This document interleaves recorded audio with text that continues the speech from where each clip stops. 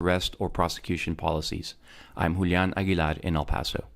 The families of 5 explorers are mourning after their submersible imploded near the wreckage of the Titanic this week. The expedition happened in international waters, allowing the high-risk adventure tourism company to avoid regulations. NPR's Jasmine Garz reports that experts had for years raised safety concerns about the sub. One of the concerns was precisely about its ability to withstand pressure. The concern was raised over and over again that the submersible vessel was only built to a certified pressure of 1,300 meters, even though the Titanic shipwreck lies nearly 4,000 meters below sea level. The international rescue and recovery effort has been costly. The UN says in some cases delays in state-led rescues have contributed to a 6-year high in migrant deaths in the Mediterranean Sea. Many go unreported, but at least hundreds of people have perished this year alone. The extreme heat in Texas is getting more dangerous and possibly deadly. A week of widespread triple-digit temperatures across much of the state is forecast to last into next week. In parts of southern Texas, the heat index today is expected to reach 117 degrees. Russia has fired more than a dozen cruise missiles at a city in western Ukraine that is rarely targeted. As NPR's Greg Myrie reports, Ukraine says it has shot them all down. Russia launches airstrikes almost every night against Ukraine, but this time the target was unusual, the western city of Khmelnytsky, hundreds of miles from the front line. Ukraine says its air defense systems knocked out all 13 cruise missiles that targeted a military airfield. This is in line with Ukraine's high rate of success against incoming Russian air attacks. In another development, Ukraine's military says its troops made limited advances as its ground forces try to push south. However, the military did not announce the capture of any new territory in an offensive that's progressing slowly. Greg Myrie, NPR News, Kyiv. This is NPR News. It's 84 degrees, sunny skies, 12:04. I'm Lisa Labas with the WBEZ News. A Cook County judge accused of making racist comments in a meeting with an Arab-American lawyer and 2 prosecutors now stands accused of witness interfering and tampering. The Sun-Times reporting Judge William Hooks is accused of improperly contacting prosecutors from that meeting to discuss their memory of it. Attorney Matthew Fakori filed the motion against Hooks for his racist comments and made these new allegations in a supplemental filing yesterday. Judges are not permitted to have conversations about cases with only one party present. A woman from West Suburban Aurora has died while swimming in Lake Michigan near Foster Beach this week. Officials have identified her as 20-year-old Amy Keltz. The Sun-Times reporting the Chicago Police Marine Unit recovered her body Thursday morning. The Chicago Sky dropped their 5th in a row yesterday, losing to the Washington Mystics 80-59. Head coach James Wade says the team is not good right now after a strong season start. You can look at us at the beginning of the season, and it's not the same team. It doesn't matter personnel, the spirit that you play with, the enjoyment, the stuff that you need to actually go the extra mile. Right now, we play like really a defeated ball club. Wade says he is confident the team can break this losing streak. The Sky are now 5-8 on the season and face Connecticut on Sunday. Meantime, the Bulls expect point guard Lonzo Ball to miss another season because of his left knee injury. He hasn't played since January 2022. This is WBEZ News. Support for NPR comes from NPR stations. Other contributors include Dataiku, a platform for everyday AI to help organizations make AI part of their daily business, designed to elevate people, teams, and companies. Dataiku.com.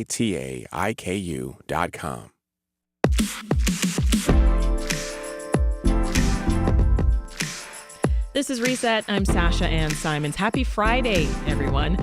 Care for some news?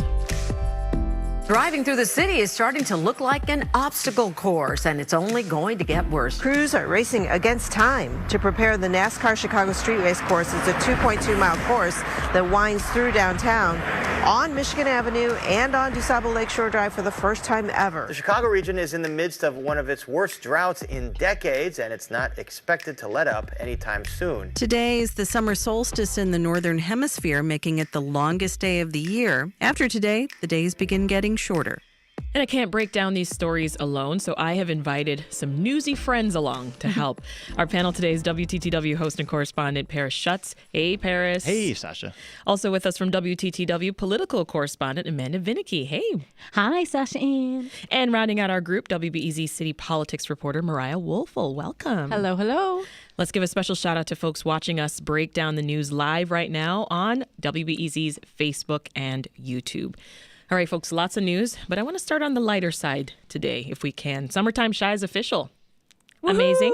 Yay! This week, we welcome the summer solstice, which officially kicks off the season, as we know. I mean, are you in the summertime spirit? I know you are, Amanda. Better believe it, I am. Oh, it's been summertime for a while. No, I don't wait for the solstice. No, it hasn't. Yeah, we don't have to. It's been up and down for me. Yeah, that's true. But still, once you get a little bit of glimpse of sun and warmth, everything it's a reset.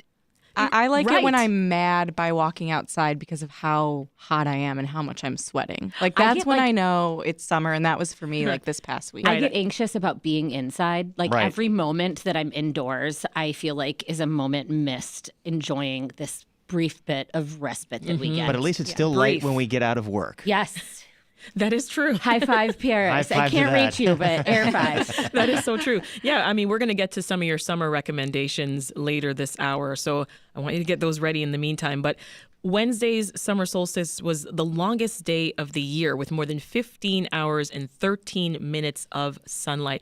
I mean, did you make the most of that extra time? Paris doesn't I don't even remember what I did. what he did on Wednesday. That was like 3 weeks ago in my mind. I think I just worked. I'm just talking about Wednesday. Wednesday. 2 days ago. Oh, wow. My gosh. You know, I did.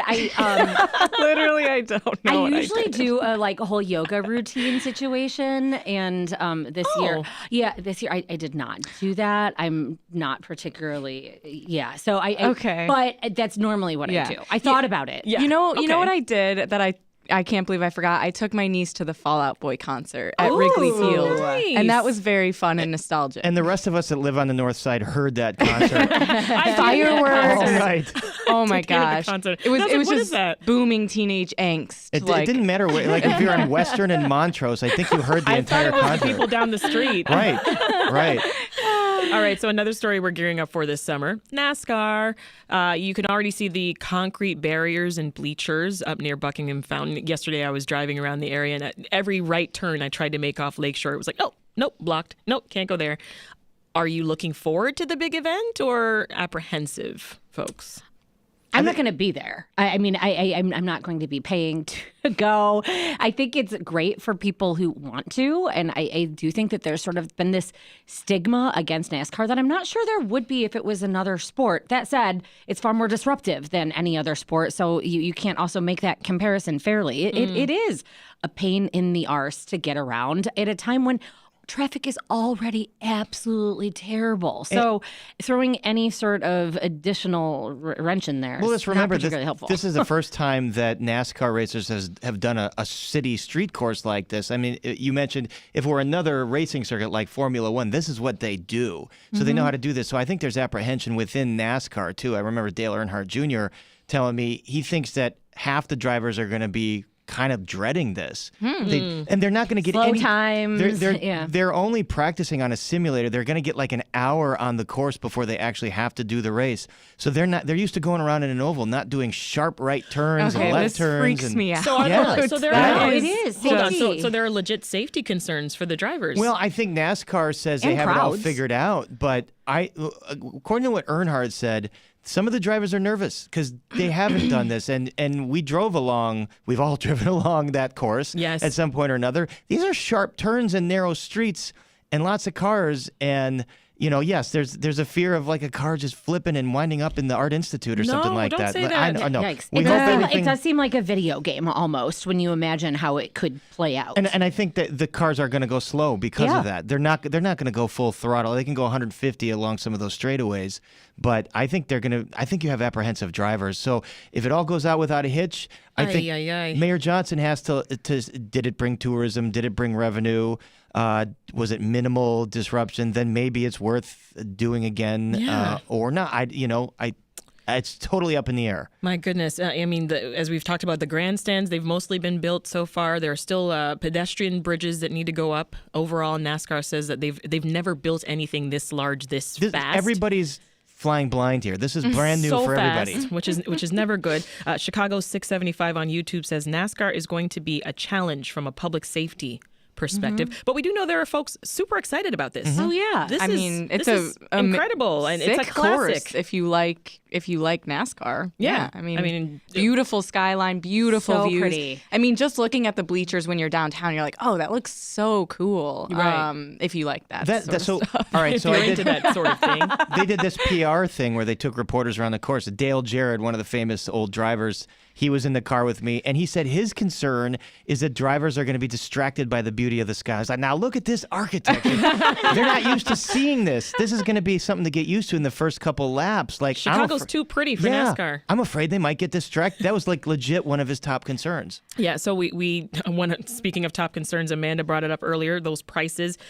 Tickets start at $269 for general admission, $353 for enhanced general admission, $465 for premium seats. So even with the construction and these premium prices, there still seems to be this excitement. Let's listen to Julie Giese, who's the president of NASCAR Chicago Street Race. We have ticket sales from all 50 states as well as 14 different countries. That was one thing that we committed to the city early on, was to drive tourism and give this city a boost from a tourism perspective. And we're seeing that when you look at ticket sales. Do you think she's right, Mariah? Could this event deliver on that big tourism boost for Chicago? Well, I think that, as Paris said, it's uncharted. I think that's going to be part of the evaluation afterwards. Mayor Brandon Johnson did not decide to bring this event to the city of Chicago. He hasn't been, outright opposed to it or critical of it, but I think he is going to have to make some evaluations after to see if this is going to be worth bringing back. Yeah. It was easier to bring in Taylor Swift to bump up those numbers. Here's another question from YouTube. Does anyone actually know the incremental revenue this event is bringing to the city when you factor in we're normally busy that weekend and you factor in the costs like police overtime? Boy, that's an unknown. I don't know whether they have a projection on that or not, and what the hotel. I mean, Taylor Swift sold out the hotels. There was a convention that weekend too. Are the hotels going to be nearly sold out this weekend? But are they normally anyway? It's July 4th weekend. There's a lot going on. Right. So and I think some of it is incalculable as well in terms of if you have a different audience, if this goes well, you have the beautiful Chicago skyline. Chicago nationally is dealing televised. with exactly. Chicago has some reputational issues. If you see and it goes great and it's beautiful weather and you see the skyline and Buckingham Fountain and all that on a nationally televised program that a lot of people that wouldn't otherwise come to Chicago, how do you calculate that in? But I think that is a very fair point in terms of the cost and projections. I'm sure somebody's thinking about it. All right, we're on the topic of summer, so I want to squeeze in another story that we've got our eye on, and that's the greater Chicago area is in the midst of this drought. Right? 2 suburbs, they've imposed water restrictions on residents. That's New Lenox and Mokina. Are you feeling the drought conditions? Well, this is kind of historic. I mean, the last time there was anything quite like this was 2012, according to a meteorologist that we talked to, and it doesn't look like there's any let up anytime soon, although I think there's some rain in the forecast for Sunday. But, people love the sun. It means that their games aren't going to get rained out, but there's an economic cost here. Crops are starting to feel the effects of the drought, and that could really cost Illinois farmers, which rely on their harvest. And so they're definitely, no doubt, praying for rain. I mean, there's the environmental impact. Rivers are much less. What's the word? They're much. They're low? They're shallow. Yes, they're low. They're shallower. So people might enjoy the sun, but there's an economic and environmental cost, and I think forecasters are kind of uncertain whether we're going to get out of this anytime soon. Are you missing those severe thunderstorms this summer, Amanda? I do love them when I'm sleeping. I like them when you can hear it and, you're settling down to bed. And you can get to sleep in the middle of severe thunderstorms? I can fall asleep anywhere. Oh, wow. It is one of my skills. Yeah, way to go, me. I don't have many, but that one I got. You're going to have to teach me that one. Sure thing. I don't know. I think it's just get really, really tired. Is the key. Sleep. Yeah. But I don't miss them during the day. But it's to what Paris said. I mean, I recognize that much as I am delightful and literally skipping in the sunshine, that it is not great for Exactly, but there are consequences, right? Anybody been paying attention to this? This is another summer story. Chicago Public Libraries, they're phasing out museum passes. So you know how you could usually stop at a library and get a few free tickets to the field or the shed for your family? Well, now that's actually being phased out, and it's being replaced by this statewide program called Explore More Illinois. But not everyone is happy about this. I mean, why are parents pushing back? I think there's concerns about the lack of advertising and just awareness around Explore More Illinois. Is that the program that they're replacing it with? But it does seem like a pretty similar situation where it just sounds like everything went digital. Yeah, so the museum passes that you can get from an aldermanic office or libraries, those are physical. You have to go, and I think someone from a representative from from Chicago Public Libraries was telling Block Club that leads to families driving around to different locations, because once you run out at a certain location, then there's no more passes for the day. So people driving around trying to find free passes, whereas this is kind of all digital. But yeah, concerns about whether families are aware of that right now, whether digital access is a barrier. But then also, I think a lot of museums in Chicago, too, just kind of scaled back from the free museum pass program anyways, because they kind of offer their own free museum days as part of a federal program. I'm hearing that the passes that you described that you could check out before in person, they would last for a week, whereas these online, you have to just pick a specific date and you have to go on that day, or else kind of thing, or maybe you'll have to just do it again. So much coordination for everything. Right? I know. I'm Sasha-Ann Simons. This is Reset's Weekly News Recap with Paris Schutz and Amanda Vinicky from WTTW and WBEZ's Mariah Woelfel. You can also watch us live right now on the WBEZ Facebook and YouTube pages. And you can leave us a comment or question as you've seen and talk to us in the YouTube chat box. All right, Amanda, on to Cook County. They're in the news too. The Board of Commissioners announced yesterday that heading into 2024, they're estimating an $85.6 million deficit. But they're saying, don't worry. We're not raising taxes. Don't fret it. Don't really. Fret. They're so saying put this in context. They're saying that that's a relative drop in the bucket, a hole in the bucket, if you will. That it's really not that large of a deficit to make up through just regular measures. The county is contending with some additional pressures, particularly we've talked a lot, I know all of us, about the expenses of migrants and health care for them, and that is a cost that is borne a lot by the Cook County Health system. And so that is an issue. They're also contending with some pay raises that will be part of that. But Preckwinkle is saying, and by the way, also additional pension expenses, and that is through an agreement that the county had with state legislators as they're agreeing to take on some of these additional costs in hopes that it will ward off a emergency with the pension program in the future.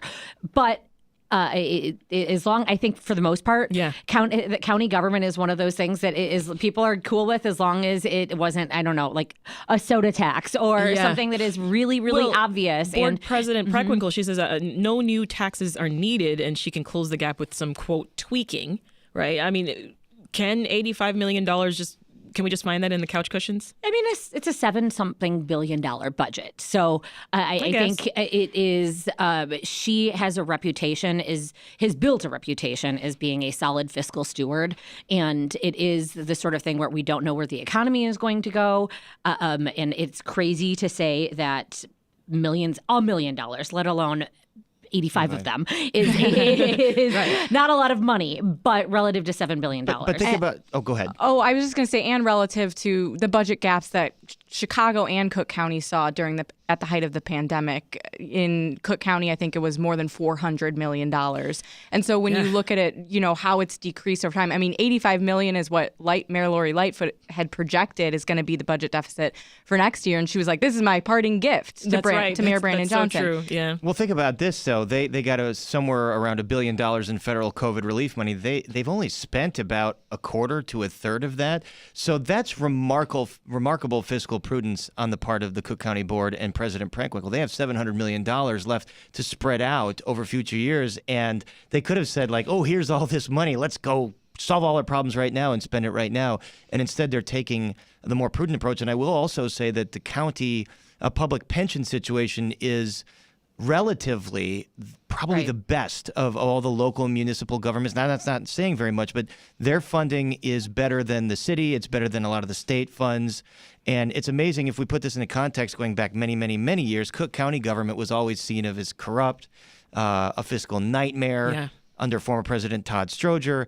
And you have to say that whatever our faults are, this government has cleaned up its fiscal issues relative. I mean, nothing is great anywhere, but relative to other municipal governments around here. Yeah. Stephen Ford on YouTube says, can the county government run a deficit like federal?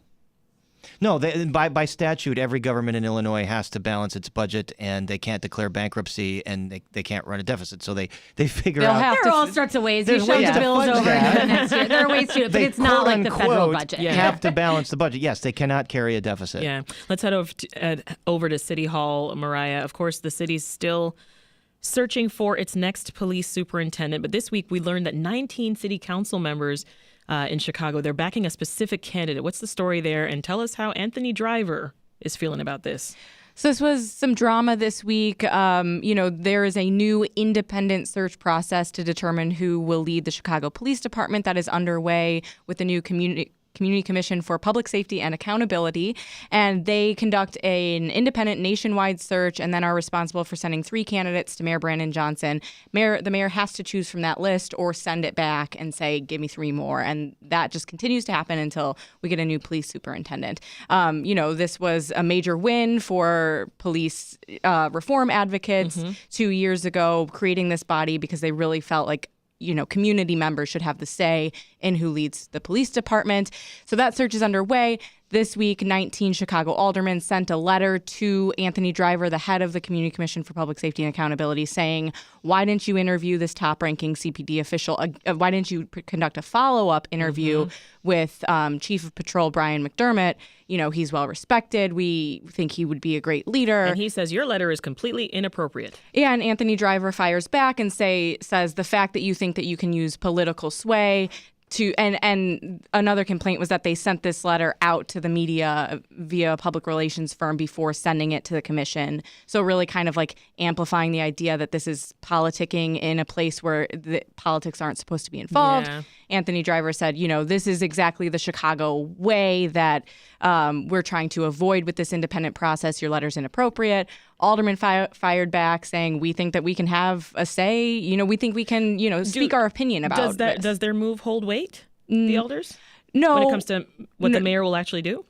I mean, perhaps. I mean, the mayor did speak out about how McDermott is a well-respected police officer and thinks he could be qualified. But if he's not on the list of finalists, then they'll go back. I do think that it's this whole argument over how to handle it. Let's say that they had the members of city council had sent a letter to the commission versus making it public. Would that be seen as trying to get some sort of insider scoop or deal? What sort of interference is appropriate? As you go through, this is a new system, a new mechanism. Is it interference if you go public, or is it greater interference by going through back channels that regular people might not be able to access? Yeah. Or perhaps even if they go through the program, a unified front of aldermen, is that exerting pressure? And so I think there's just sort of a whole discussion as this is new. Let's also stipulate this. If Mayor Johnson has someone in mind that he wants to be superintendent, he is very likely going to get that person. Because as Mariah said, this rule is that this commission, which is an interim commission right now, by the way, and some older people have problems with that. But anyway, they have to send 3 finalists to him. He can say, I don't like any of them, go back to the drawing board. Or Or he can do what Rahm Emanuel did years and years ago with Eddie Johnson and say, we're going to pass an ordinance to circumvent the whole process because I want Eddie Johnson. You guys didn't come up with Eddie Johnson. That's who I want. There is nothing to stop Mayor Johnson and City Council from passing an ordinance saying, this one time, again, we're going to circumvent the process and we're going to have McDermott or someone. I don't think he would be in a very circumspect position if he were to go. Right. And I mean, the people who fought for this ordinance years ago under Mayor Lori Lightfoot are Johnson's closest allies on the council. None of them signed on to this letter, pushing for McDermott. So it would be a shock. But yes, that's the route that the council has. And that's kind of what was, parsed out in the press this week was aldermen saying, we could change this ordinance if we want to. And I think that the main problem is that, Brian Hopkins was saying, I think that this was what I was concerned about was, the city council not having a say in who leads the police department when aldermen hold water for crime in their communities. Yeah, and I don't know if McDermott is the person, but you're the mayor of Chicago, and Brandon Johnson is no different than any other mayor. You want a say in who your police. This is your most important hire. If there is someone that he said in his mind that he knows that he wants to lead that department, he will get that person somehow. We'll pause right here, folks, and we'll pick up the weekly news recap in just a moment with Amanda Vinicky and Paris Schutz from WTTW and WBEZ's Mariah Woelfel. Stick around. We've got tons more stories to get to, including the future of healthcare benefits for undocumented immigrants in Illinois. But first, over to Lisa Labez with the latest news. Sasha, the Supreme Court today rejecting a Republican challenge to a policy about deportations. It's a Biden administration policy, and it prioritizes the deportation of immigrants who are deemed to pose the greatest risk to public safety or were picked up at the border. The justices today voting 8-1 to allow that policy to take effect. The states of Louisiana and Texas had argued federal immigration law requires authorities to detain and deport even people who pose little or no risk, but the High Court held the states lacked the right to sue about this in the first place. Workers at Starbucks locations will be striking in the coming weeks over an LGBTQ plus issue. Starbucks denies it is banning any Pride Month displays and accusing the workers' union, of using misinformation as a tactic in ongoing labor talks. Starbucks Workers United says 3,500 workers will be on strike over the next week. About 7.5 million Baby Shark bath toys have been recalled after multiple lacerations and puncture wounds were reported in children who played with them. The toy maker Zuru says it's recalling both full-size and mini versions of its robotic Baby Shark toys that have hard plastic fins on the top. I'm Peter Sagal. This week, we return to Tanglewood and get to talk to Karen Allen, the star of Raiders of the Lost Ark. Join us for a rollicking adventure with the week's news from NPR. Saturday morning at 10 on WBEZ. Wherever you are in your day, you can always count on the NPR newscast to get you up to speed in just 5 minutes. We're here for you, live, every hour, on the hour. Here at 91.5 WBEZ Chicago. WBEZ is supported by Wrightwood 659 with 3 exhibits called Must See by Art Forum, including Patrick McCoy, Take My Picture, now through July 15th. Tickets are at wrightwood659.org. And support is provided by The Bowery Presents with Wilco's Sky Blue Sky Vacation and Music Festival in Riviera Maya, Mexico. 3 nights of Wilco, Sylvan Esso, Father John Misty, Kevin Morby, and more. Details are at wilcosskybluesky.com. So we've got sunshine around Chicago. It's warming up to about 88 degrees right now, 84. And then tonight you'll get to a low of 64 degrees and then sunny for the weekend, 93 on Saturday, cooler near the lake, and a good chance for rain on Sunday. You're listening to 91.5 WBEZ. This is Reset. I'm Sasha-Ann Simons. We're back with our weekly news recap where we bring context and analysis to the latest local and state news. Breaking news out of suburban Willowbrook. A mass shooting has sent at least 10 people to the hospital. 22 were shot and 1 killed during a weekend Juneteenth celebration in Willowbrook. A Democratic congressman representing suburban Willowbrook says the government should be doing more to help gun violence victims deal with trauma. Illinois is one of the few states that provides health care benefits to undocumented immigrants. But the state is beginning to scale back that coverage, and it's causing a political rift. Chicago's deadly gun violence remains a point of debate among city council members. Some, like the mayor, have different ideas about the best ways to reduce crime. So our panelists today, Paris Schutz and Amanda Vinicky from WTTW and WBEZ's Mariah Woelfel. Let's talk more about Chicago Mayor Brandon Johnson. Now, WBEZ's got a story out right now that's comparing candidate Johnson to Mayor Johnson, and particularly focusing on his stance regarding the presence of officers in schools. Mariah, what's the change there? Yeah, so this story came out of some comments that Mayor Johnson made after a Wednesday City Council meeting about a vote that's expected at the Board of Education next week to renew a contract with Chicago Police Department for $10 million to keep officers in, I would say, a little over a quarter of Chicago public, or a third of Chicago public schools. And this is a decision that is left up to local school councils whether to decide to have officers in schools or not. And Johnson on the campaign trail had said he does not want to see police officers in schools. He said, very clearly that officers do not belong in schools. And yesterday didn't make as strong, or Wednesday didn't make as strong of comments saying he believes in the democratic process and he thinks this is a decision that should be left up to local school councils.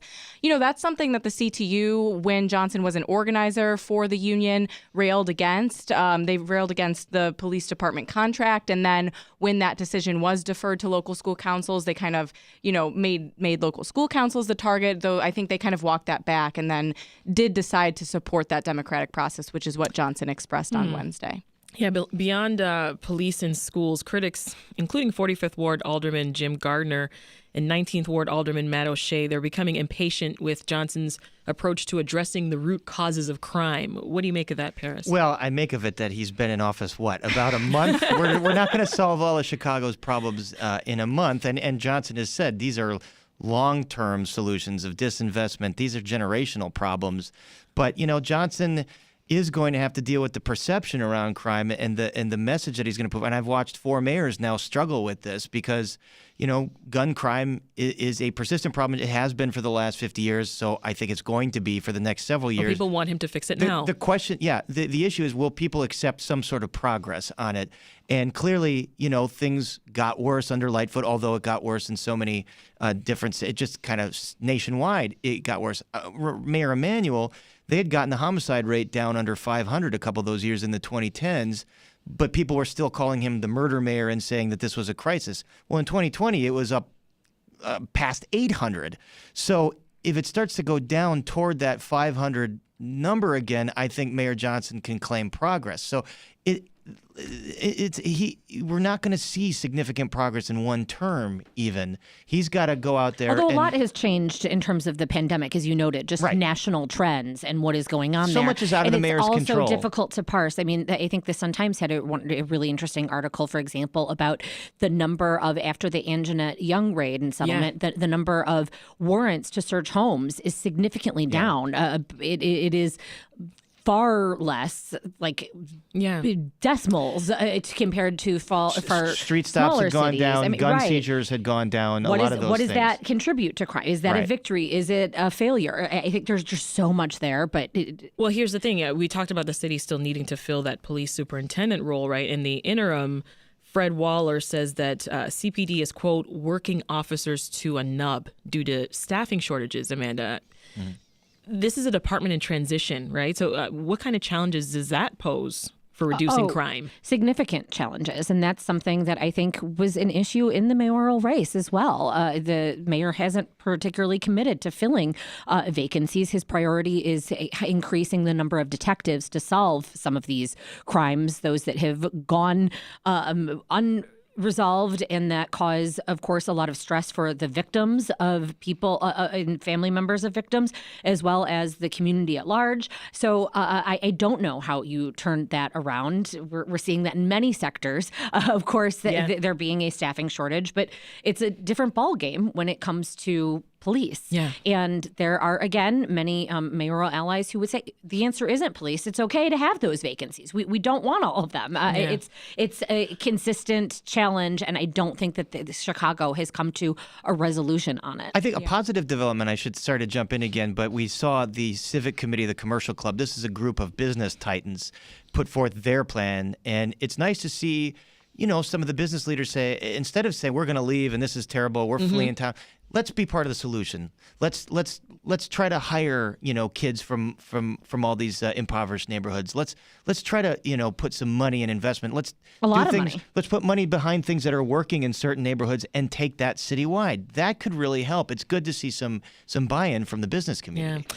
Well, Mariah, progressive city council members, they want to reduce police presence in some ways. Let's listen here to Democratic Socialist Alderwoman Rossana Rodriguez.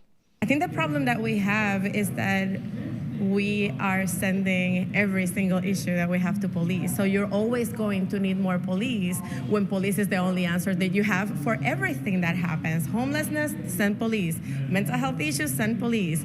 Substance abuse, send police. Because you have other answers, right? And answers that can actually address the root causes of the issues that we're facing. We know she's been instrumental behind Treatment Not Trauma and other legislation that's been not been focused on since Johnson's inauguration. Let's be real about that. So could sending fewer police to certain calls, could that actually help the department as it's dealing with these staffing issues right now? Well, that's the, kind of philosophical argument behind Treatment Not Trauma, is that you take the burden off police officers by sending mental health professionals out instead of officers who respond to quite a good number of mental health crises. Lightfoot kind of got that program started, and she started the pilot program that sends mental health professionals out with police officers. And then even, I think that has progressed to a unit that sends solely mental health officers.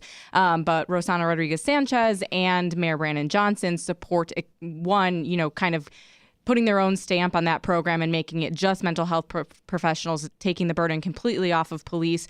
And that is one of Johnson's key campaign promises that many people are going to be watching in the next year to see if he can kind of make progress on that. But it's not an easy ordinance to pass. The ordinance the overall plan of Treatment Not Trauma includes reopening the city's shuttered mental health clinics. And that is not an easy feat, especially because Lightfoot has kind of built up this infrastructure to use money to send out to, organizations that provide mental health resources to Chicagoans.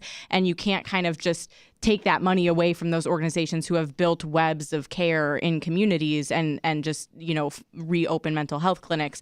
And so it's a big challenge that, yes, is billed as a solution to taking the burden off police, but it's not an easy one and not one that I think we're going to see, in his first 6 months in office. Yeah. I want to turn now, unfortunately, to a tragic situation in Willowbrook.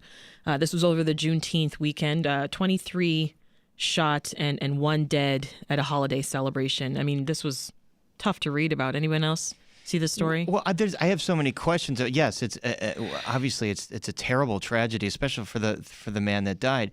But was this a legal gathering, and why is there such a big gathering in a parking lot at a strip mall in the wee hours of the morning? And now I think that there are some questions about the liquor store owner.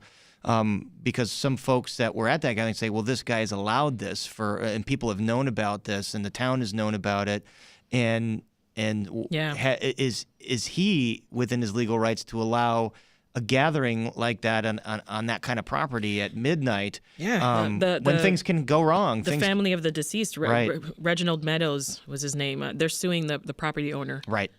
Of the strip mall. Yeah, and I think there is an investigation in Willowbrook, so I mean, I'm going to be very curious to see the answers to that.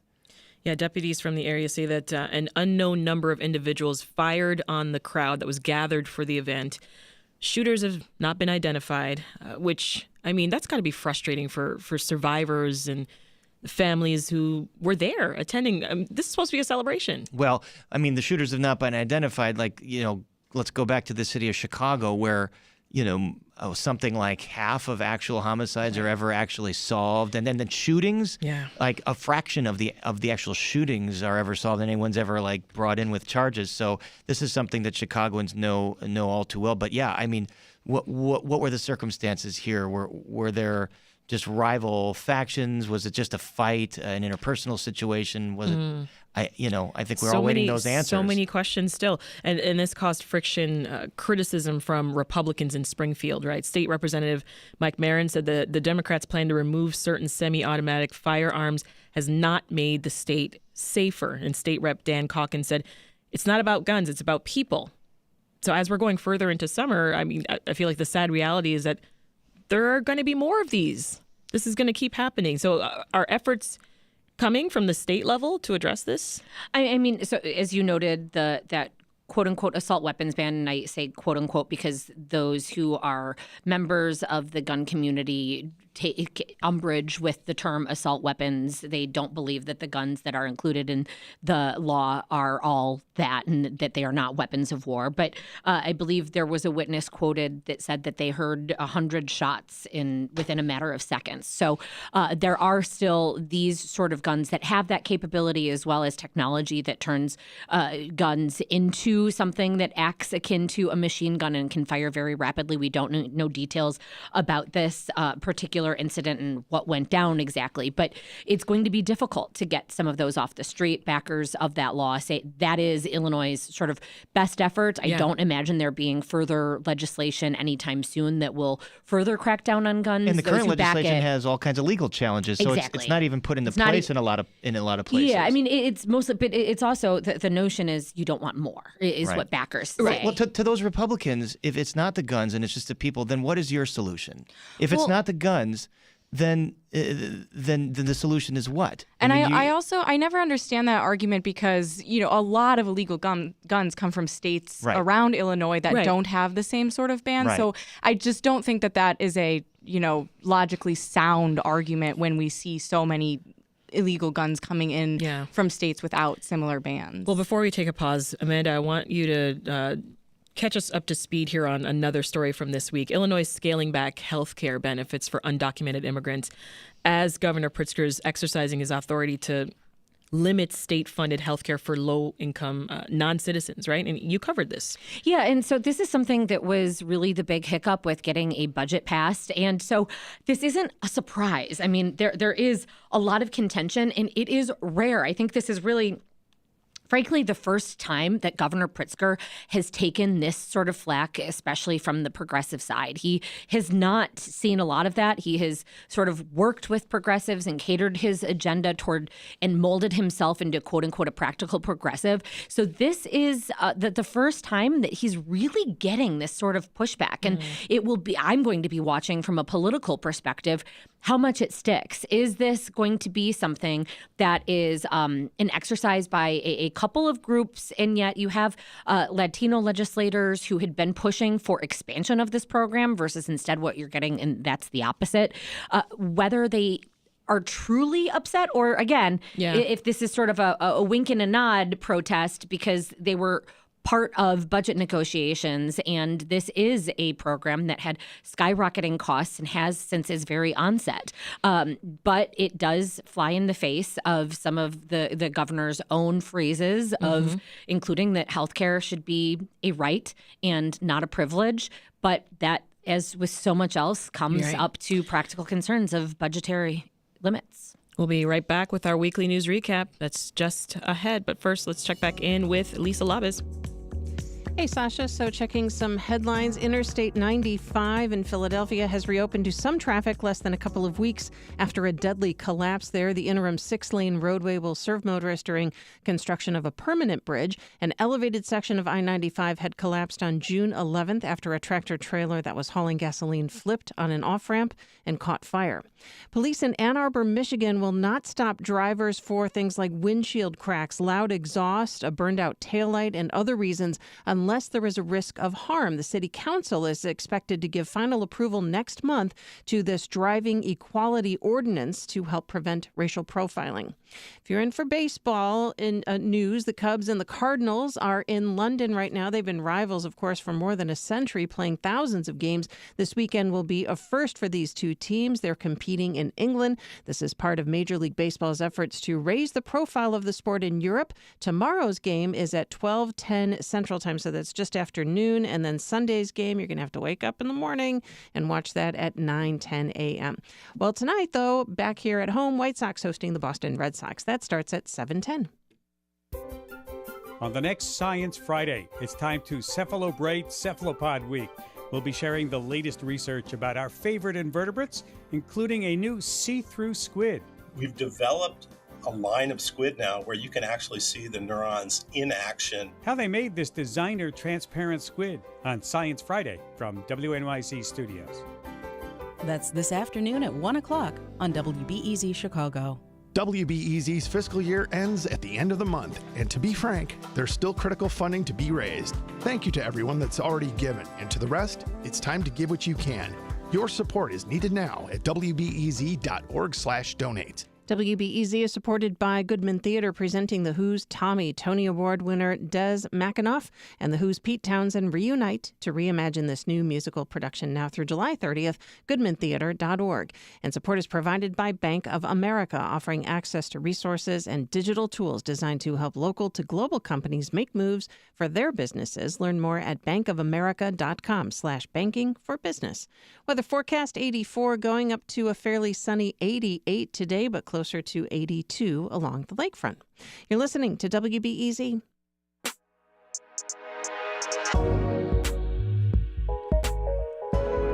This is Reset. I'm Sasha-Ann Simons, and we are back. Thank you all so much for tuning in to our weekly news recap, where we go behind the scenes and behind the big headlines with our panel of local journalists.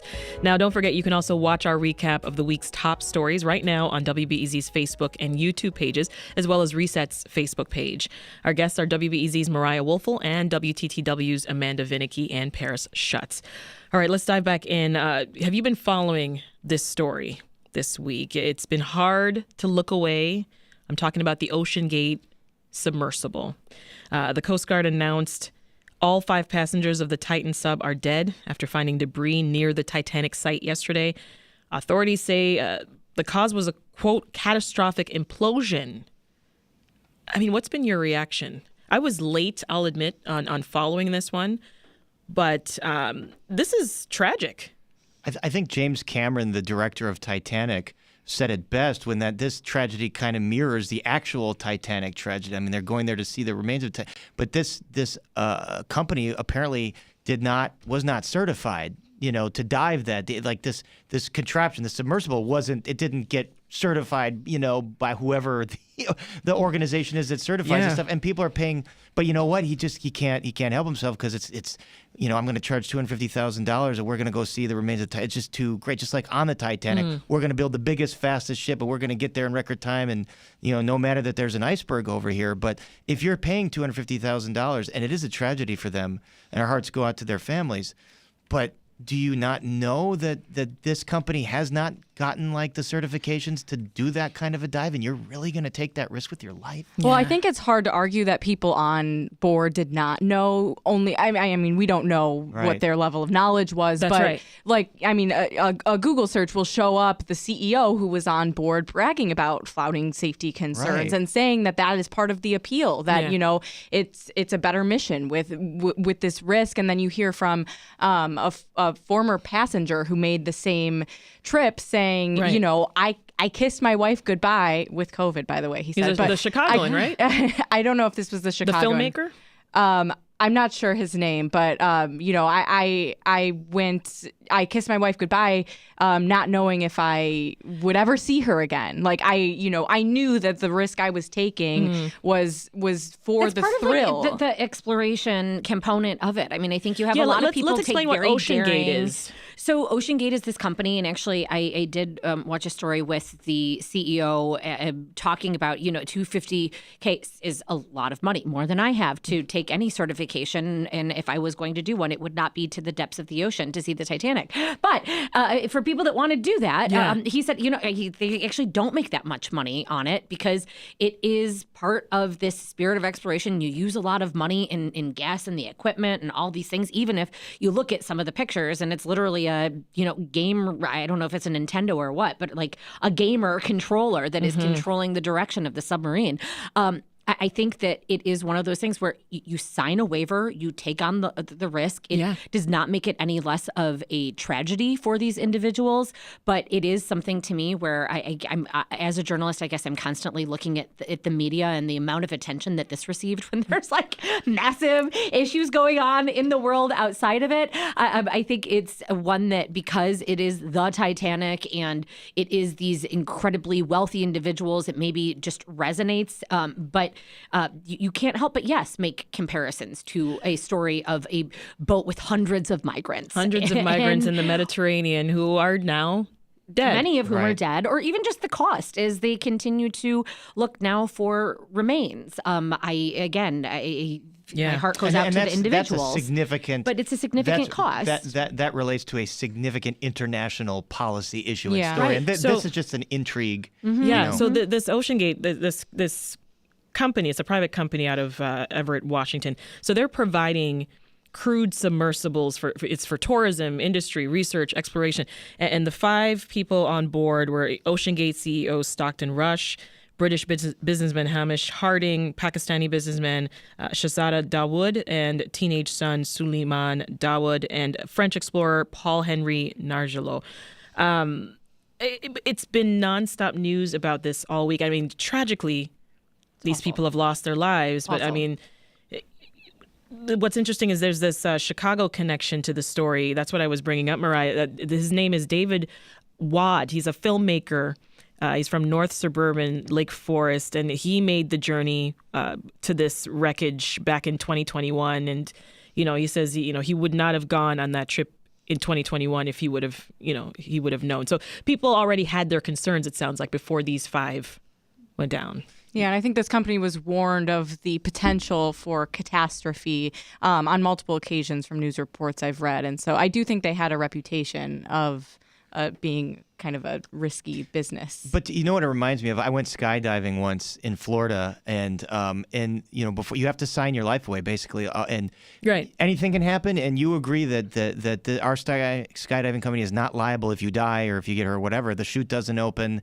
You sign away any kind of liability that this company would hold. And then they show you a video of all the things that can go wrong, and so it kind of weeds out like the pretenders here. Yeah. So I was like, well, I came this far, I'm going to do it. But I'm comforted by the fact that I believe that industry is regulated, that they got their, certifications, and they show their certifications. Like, okay, well, it means something. You take your life into your hands when you get on an airplane, but it's regulated by the FAA, and and there's a safety track record here. But you think of the psychology of it. The CEO is on the ship, and so I think part of my calculation would be, well, he doesn't want to die. He doesn't want, exactly. Yeah. I mean, I think there's so much to it. But again, to our point earlier, how has this been covered, right, compared to the other ad news nauseum, out there? Is how. Ad nauseum. Is the answer. Yeah, I mean, 750 migrants on board. Another boat. This is even in Chicago Greek tragedies. waters. I mean, we just Chicago tragedies, drownings. There's plenty of individuals. Well, because it's so unusual. But I'll defend the media coverage of it and say this: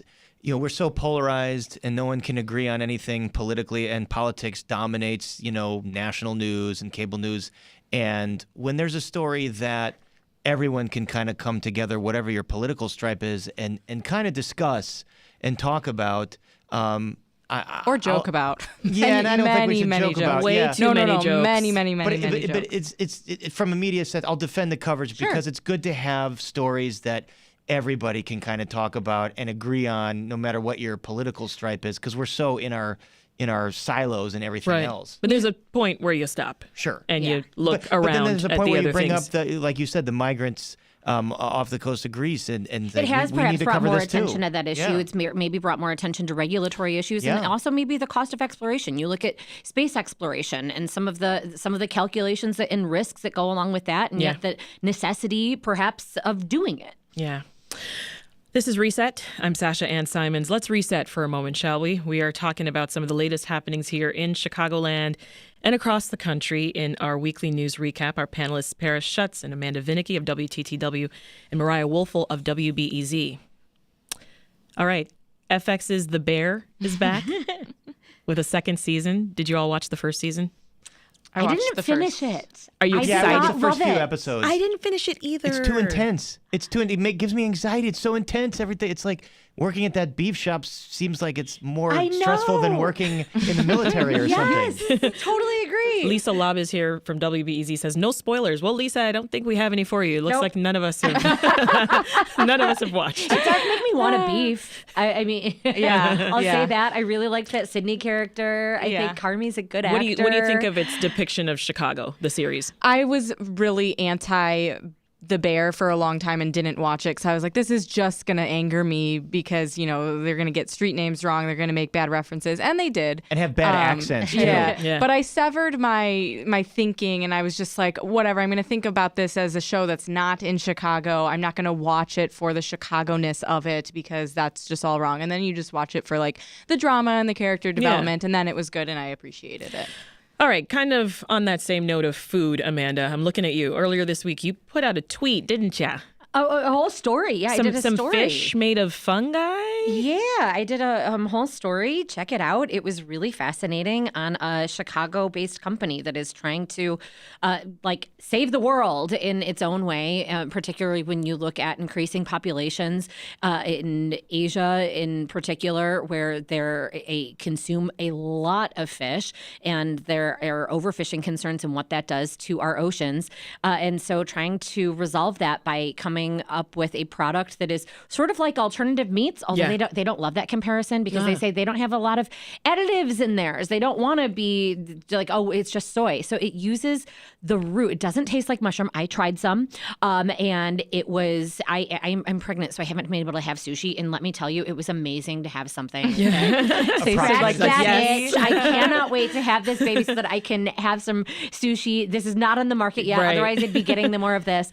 But the objective is to have it be a lower cost alternative to fish that has the same nutritional component. And so it could be a huge win for a Chicago company if they are successful in this endeavor. And while it, again, benefited me in my current state of health, the real objective is to try and really make a dent in this terrible pollution problem and overfishing issues. Yeah, no, that's great. Well, before we go, I want to get some recommendations from you because WBEZ just released its 2023 summer guide yesterday. We know there's a lot of things happening this weekend and beyond. What are you looking forward to? Let's start with this weekend, Paris. You first. Well, there's the Reset Festival. It has nothing to do with BEZ. I'm not there. In Reese Park. It's a music festival. I'm looking forward to They should bring you in. Maestro Ricardo Muti's final performance as conductor. That's going to be on Saturday. Then Tuesday at Millennium Park, he's going to give the big free final concert for Chicago before he steps down as music director at CSO. Where are you two going to be? What do I have going this weekend? Let's see. I'm going to Stevie Nicks tonight. Oh, wow. And then also the White Sox game tomorrow. They've got a real cool giveaway. It's the basketball jersey. They do a hockey jersey, a football jersey, and tomorrow's the basketball jersey. Love and I'm it. all for Sox gear. Mariah, real quick. Very nice. What am I doing? There's the Pride Parade on Sunday. I might hit that's that where you're up. going. WBEZ will be there. That's right. That's your answer. Our thanks to WBEZ City Politics reporter Mariah Woelfel, WTTW correspondent and anchor Paris Schutz, and WTTW politics correspondent, can't speak today, Amanda Vinicky. Have a great weekend. You too. That's it for Reset. I'm Sasha-Ann Simons. I'll be off on Monday, but WBEZ editor Natalie Moore will have you covered in the Reset host chair until I get back. She's got a great show planned for you. Thanks so much for listening. Enjoy that sunshine. We'll meet again soon. It is 12:59, Science Friday, coming up next, and then Here and Now at 2 o'clock. I'm Lisa Labus. You're listening to 91.5 WBEZ. Chemistry is Kelly Clarkson's first album since her divorce, and she hopes it might help others experiencing heartbreak. It's like, okay, I went through something that, like, maybe other people, maybe this will make them feel less alone, you know, when they're crying on their floor and their world is a dumpster fire, you know? I'm Juana Summers, my candid conversation with Kelly Clarkson on All Things Considered from NPR News. Beginning at 3 this afternoon. WBEZ is supported by Pitchfork Music Festival, July 21st through the 23rd in Union Park, featuring Tom York's The Smile, Big Thief,